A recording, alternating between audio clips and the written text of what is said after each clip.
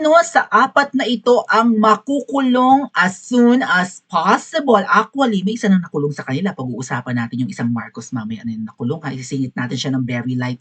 Hindi siya importante kung tutuusin, pero Marcos din naman. Marcos nga ba? Kilala niyo yan? Si Epelem. Si Epelem. Oh my God. Nabuhay na naman. Pero palagay ko yung nakulong na Marcos, mga kababayan, parang diversionary lang yan eh. Na pang-divert lang ng attention natin. Kasi nga po, sunod-sunod na ang expose ng mga pagnanakaw, katiwalian, kademonyuhan, pag-abuso sa power, pati yung pagpapabembang sa lubot, at nagpapajindotel sa juwete. Hindi ko lang mabanggit ng tama, magagalit ang lolo Iyoto, patatanggalan na naman tayo ng ads. Okay, pero alam niyo hindi lang naman dapat apat ang makulong. Lahat sila kasi tingnan natin kung kaya ng oras natin ano. Gusto kong basahin yung affidavit kasi nitong mga 18 ex-Marines na lumabas. Talagang nambubulabog, nanggugulantang. So alam niyo itong taon na ito, sabi nga po baka ito yung bloodbath na malala. Itong taon na ito 'yan. Sunod-sunod ang kaganapan, hindi pa natatapos ang first quarter, mga kababayan. Pangalawang buwan pa lang. Di ba? We have 4 quarters in a year, hindi ba? Hati-hatiin natin yung 12 months na yan sa apat. So, tigta 3 taon. Nasa first quarter pa lang tayo, grabe na yung mga pasavong. Di ba? Lumabas si VP Sara, humingi ng patawad, ganyan. 'Di ba? Tapos nag-declare na tatakbong pangulo, nataranta na yung iba diyan sa pagpo-promote kung sino ang gusto nilang vice presidente, matitigas ang mukha. So ang daming nag-react, nag-panic na no. Tapos iyan nga po, hearing na ng ni PRRD ng kanyang confirmation of charges na puro naman sinisensationalize lang naman ng mga kalaban, 'di ba? Tapos para mga peke pa yung mga tumitestigo doon. Parang hindi naman may sinave akong video pero siguro sa susunod na live, ang daming gano. Bakit isa lang ang live mo sa isang araw, Maui? Dabihan mo! Sipagan mo. Anyway, salamat po sa mga bagong subscribers at sa matatagal ng Mawinians. So, hindi lang po talaga apat ang dapat makulong, hindi lang naman kasi apat ang magnanakaw. Ilan ang buhaya? 300 mahigit. At least yung nasa lower house, no? Ilan ang senador? 24. Ilan ang mga mayors at governors? Libo-libo.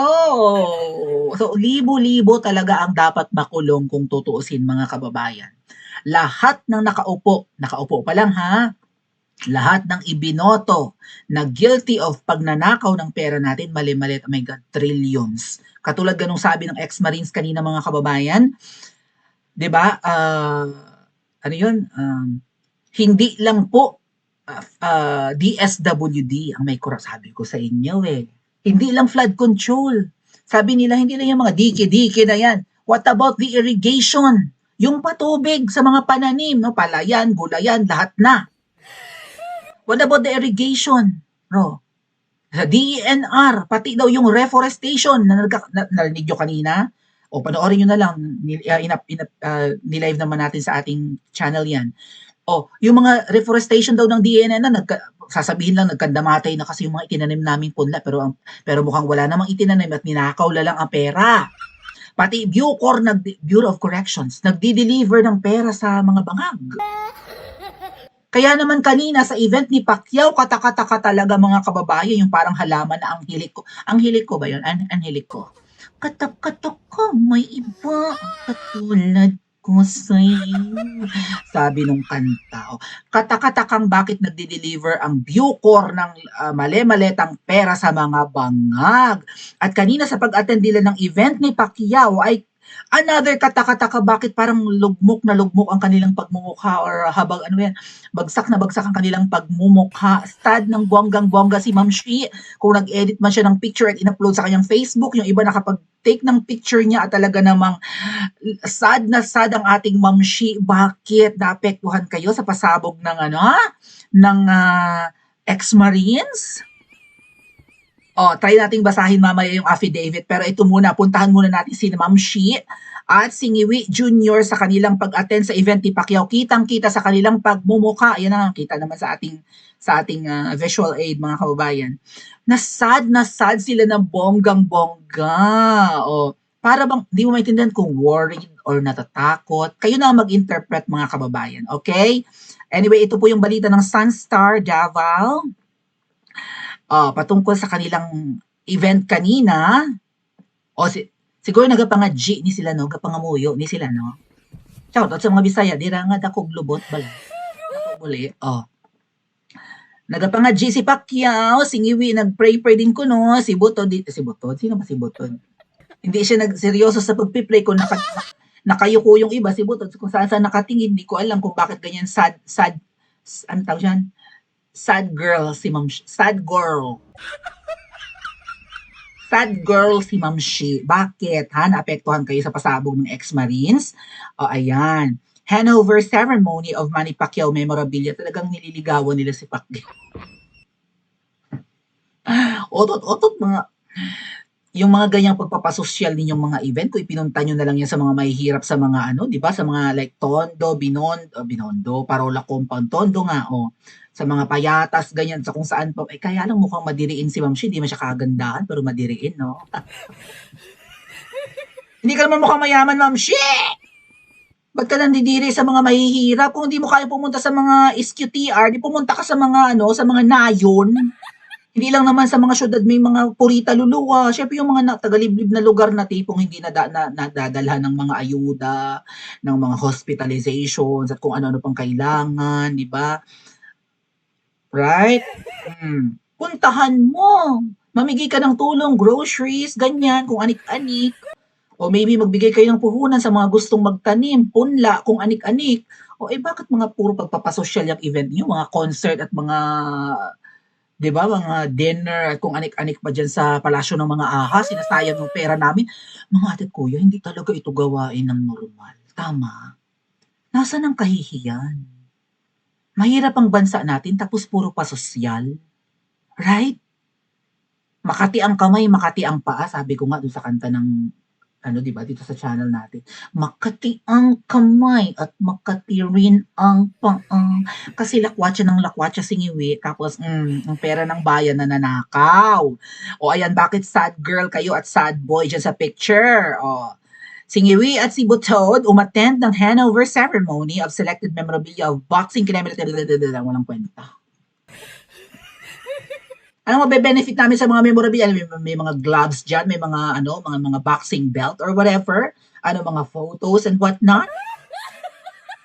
May medyas dyan na pink. May sapatos na rubber, gano'n. Anong memorabilia? Mga trophies ni Pacquiao? Mangunguya namin yan, mabubusog kami. Kung pinuntahan nyo yung mga mahihirap na Pilipino sa kung saan-saan sa Pilipinas, matuwa pa sana kami. The face, oh my God, inaasar talaga sila mga kababayan. The face that launched 1,000 maletas. Murag si Helen of Troy man di ay si Ma'am Shi, ganun siya kaganda. Mala Helen of Troy ang kanyang beauty. The face that launched 1,000 maletas, hindi 1,000 ships. Kaya nga kinonquer yung Troy, yung pinag-uusapan natin sa nakaraan nating live dahil nga sa pagkaganda-gandang Helen. 'Di ba, na tinangay papuntang Troy. Inagaw yung asawa ng isang king, inutusan tuloy sina Brad Pitt, right? Kaya naglagay sila ng kabayo. Kaya nga merong Trojan horse. Sa Pilipinas may mga Trojans din po. Mga nagkukunwaring Duterte supporters na nanabutahi lang ng rally. Pero mukhang itong kalungkutan ni Ma'am Shi at Ningiwi, hindi lang po dahil sa prayer. Alam niyo, hindi talaga na-edit ang picture ni Ma'am Shi ng maayos. Kanina nga po, di ba may pasabog yung Marines and maybe naapektuhan tong mga to. At ang nakapagtataka mga kababayan, bakit may media blackout? Bakit tahimik ang media patungkol dito sa pasabog? So maybe ito yung nakakakos ng kalungkutan kasi binanggit talaga dito si Ngiwi, mga ate at kuya. Hindi kayo maaapektuhan, hindi sila maaapektuhan nito. Let's listen to this short clip ng expose kanina ng ex-Marine and then later babasahin natin yung affidavit. Himay-himayin natin yung affidavit, pagtsagaan natin, mahaba yung sinumpaang salaysay ng 18 ex-Marine. At si Trililing nag-react kanina, si Trililing gigil na gigil, galit na galit, ustong manakit, kakasuhan daw niya tong mga to. Pag-usapan natin si Trililing. Pati yung isa pang Marcos na nakulong kanina na scammer. Puro naman yata sila scammer. Anyway, let's listen mga kababayan. Nakapag-deliver po ba kayo ng maleta sa That's Eden. Malacanang Tatanong. at or sa bahay po ni Pangulong Marcos? Prangkahan. Tinanggal na yung face mask nila, Opo. Ako po si Bernard Tube. Nakapag-deliver po kami. Saan?